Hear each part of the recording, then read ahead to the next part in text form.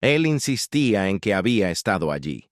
No lo decía con dudas ni con la fragilidad de quien intenta recomponer un recuerdo roto, sino con la firmeza de quien ha visto algo que marcó su vida para siempre. Daniel relataba el olor a madera húmeda del pasillo, la luz rojiza que entraba por la ventana y el sonido metálico de un reloj que parecía estar siempre a punto de romperse. Lo describía con la precisión de un cirujano y la emoción de alguien que está reviviendo una escena decisiva. El problema era simple y devastador. Ese lugar no existía. Nunca había existido. La primera vez que contó la historia, sus amigos pensaron que exageraba. La segunda vez, creyeron que recordaba un sueño. La tercera, comenzaron a inquietarse.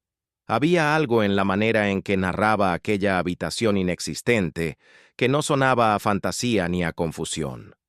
Sonaba a vivencia.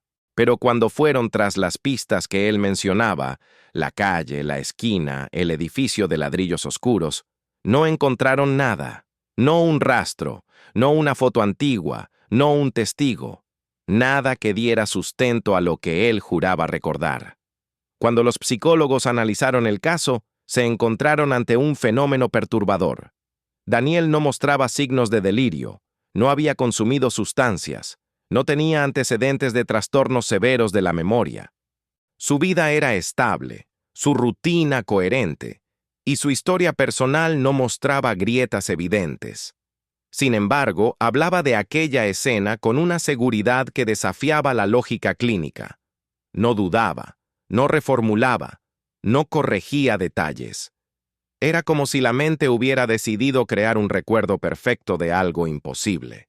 Lo que más desconcertó a los especialistas fue que Daniel podía responder preguntas inesperadas sin titubear. ¿Dónde estaba la ventana? ¿Qué color tenía la alfombra? ¿Qué sonido hacía la tubería del baño contiguo? Cada respuesta salía limpia, directa, con la misma naturalidad con la que alguien recuerda la casa de su infancia. Pero en este caso, la infancia nunca había pisado ese lugar. Los expertos comenzaron a sospechar que estaban frente a un raro ejemplo de falso recuerdo consolidado, un fenómeno poco frecuente pero extremadamente poderoso. El caso se volvió aún más inquietante cuando Daniel mostró un boceto del sitio que decía haber visitado. Era detallado, preciso, casi arquitectónico. El trazo era firme, como si dibujara no desde la imaginación, sino desde la memoria muscular de haber recorrido aquel pasillo decenas de veces. Y fue allí, ante esa hoja de papel, cuando surgió la pregunta que transformó la investigación. ¿Qué fuerza interna puede fabricar un recuerdo tan vívido, tan creíble, tan emocionalmente cargado, que incluso supera la realidad?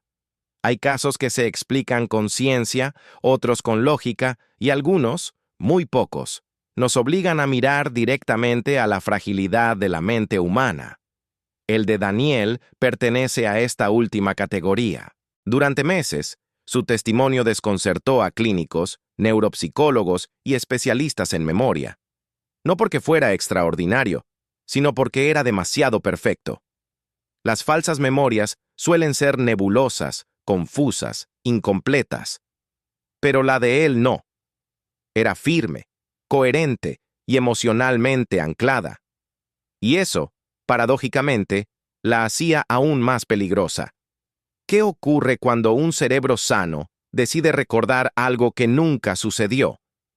¿Qué parte de la identidad se construye sobre una base inexistente? Y sobre todo, ¿por qué esa memoria fantasma parecía tener tanta fuerza?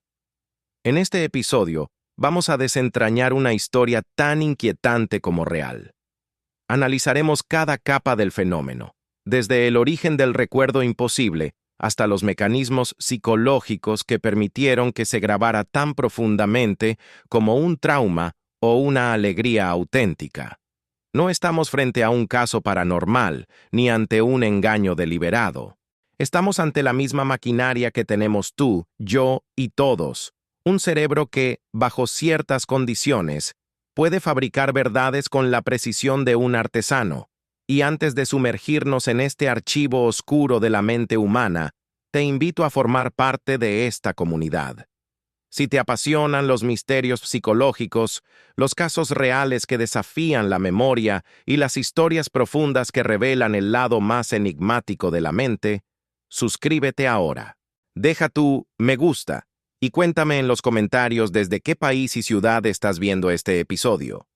Me encantará saber hasta dónde llega esta investigación. Respira hondo.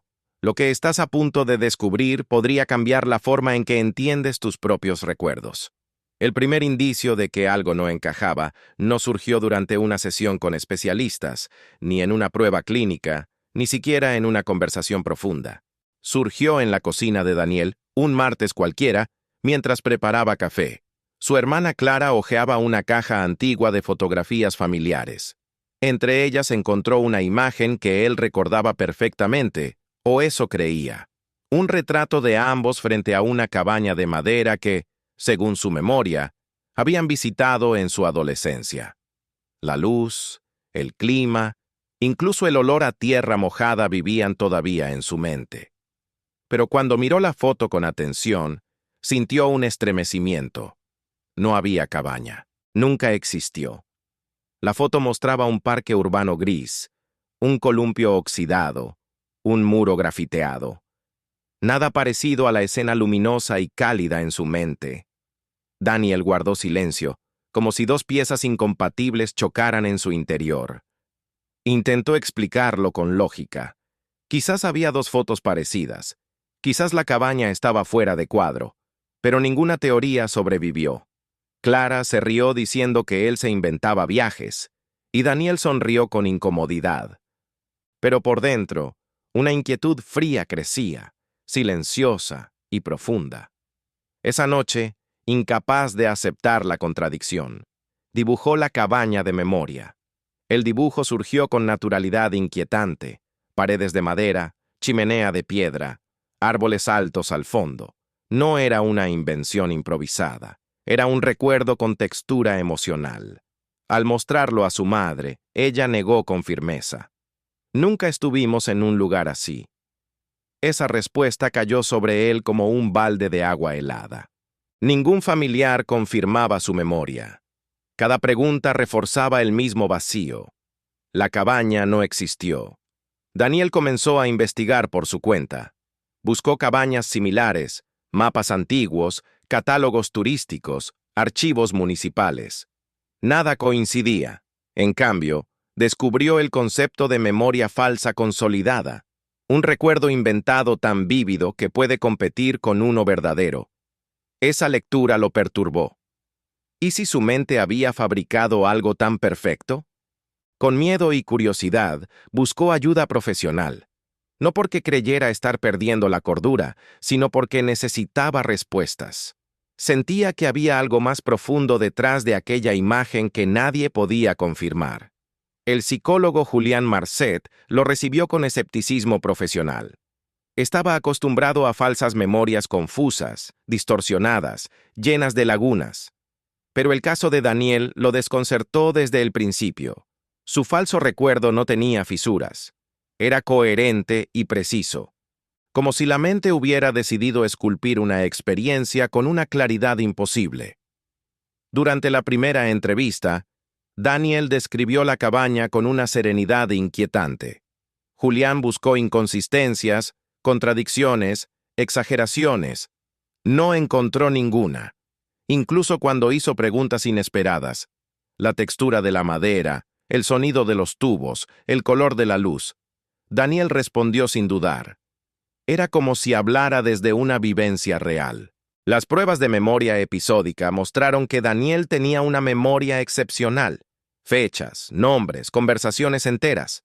Todo era recordado con precisión casi fotográfica. ¿Cómo era posible que un hombre con esa capacidad hubiera incorporado un recuerdo completamente falso? Las pruebas sensoriales revelaron algo más inquietante. Cuando describía la cabaña, la emoción de Daniel era más intensa que con recuerdos reales. Pupilas dilatadas, respiración profunda, voz cargada. La cabaña inexistente tenía más peso emocional que sus experiencias verdaderas. Julián concluyó que no estaban frente a un recuerdo falso común. Estaban frente a un sustituto emocional. Los exámenes neurológicos descartaron problemas cerebrales. El patrón cognitivo era impecable. Lo que quedaba era una hipótesis psicológica. El falso recuerdo no era un error, sino un mecanismo de protección. Durante una sesión clave, Daniel admitió: «Hay alguien más en esa cabaña, pero no logro verlo». Julián reconoció la grieta, una figura ausente, una presencia emocional que la mente había borrado. Las sesiones siguientes se centraron en esa sombra. Los bordes del recuerdo. Esa zona que los falsos recuerdos no dominan bien, eran demasiado sólidos. La textura de las paredes, el olor, la vibración de una tubería. Todo era perfectamente coherente. Pero la figura seguía oculta. Julián exploró la biografía familiar y descubrió un episodio enterrado. Un tío lejano murió repentinamente durante una visita familiar cuando Daniel tenía 9 años. La madre siempre insistió en que él casi no vio nada. Pero Julián sabía que el impacto emocional no requiere comprensión. Daniel negó recordar la casa del tío, pero su cuerpo lo traicionó. Respiración irregular, tensión muscular, un silencio cargado. No era amnesia, era evitación. El falso recuerdo era un refugio. Con técnicas específicas, Julián logró provocar conexiones entre la cabaña ficticia y la casa real. Fragmentos comenzaron a emerger. Frío distinto, olor metálico, una mano firme en su hombro. La presencia sin rostro empezó a tomar contorno. El sonido rítmico, que Daniel creía provenir de la cabaña, al final reveló su origen real. La tía golpeando la tubería para pedir ayuda cuando su esposo colapsó. Era un eco infantil reinterpretado. La puerta blanca emergió como símbolo central. Daniel la había visto, la había tocado, y detrás de ella estaba la escena que su mente no pudo tolerar. Un adulto inmóvil, una mujer desesperada, un niño confundido. El trauma no fue visual, fue emocional. Fue la interpretación infantil de que la tía, al gritarle para que no entrara, estaba enojada con él. Culpa, miedo, confusión, un cóctel imposible para un niño. La mente hizo lo único que pudo. Creó una cabaña, un lugar ordenado, cálido, donde nada dolía, un refugio perfecto. Al reconstruir el recuerdo real, Daniel lloró en silencio, no por la muerte del tío, sino por la compasión hacia el niño que había sido. La cabaña se disolvió lentamente. Perdió color, textura, forma. Ya no era necesaria. El caso se cerró semanas después. Daniel entendió que su memoria no era una traición, sino un acto de protección. Comprendió que la mente humana no siempre dice la verdad, pero casi siempre intenta cuidar. La memoria fantasma dejó de ser un enigma y se convirtió en una lección profunda. Todos llevamos dentro recuerdos incompletos, distorsionados o sustitutos emocionales. Y a veces, abrir la puerta correcta es el primer paso para encontrarnos de nuevo.